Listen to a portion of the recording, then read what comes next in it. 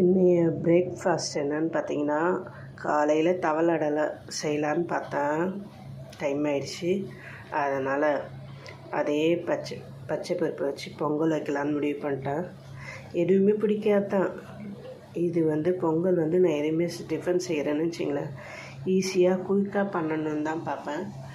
ஏன்னா நான் 8:30 பசங்களுக்கு 8 o'clock சாப்பாடு கொடுத்தாகணும். இப்போ சிம்பிளாக ரொம்பலாம் கிராண்டாலாம் செய்ய மாட்டாங்க. டக்குன்னு முடிக்கிற மாதிரி தான் பார்ப்பேன். பச்சை பருப்பு எடுத்துக்கிட்டேன்.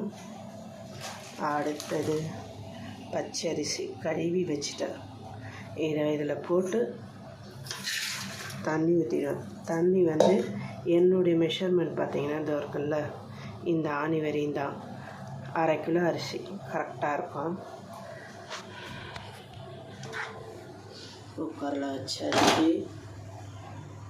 அதை வச்சுட்டு தண்ணி ஊற்றிட்டேன்னு வச்சுங்களேன்,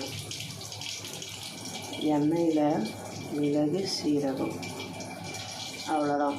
முந்திரி பருப்புலாம் இருந்தால் தான் போடுவேன். இப்போ என்கிட்ட இல்லை, அதனால் எதுவும் இல்லை.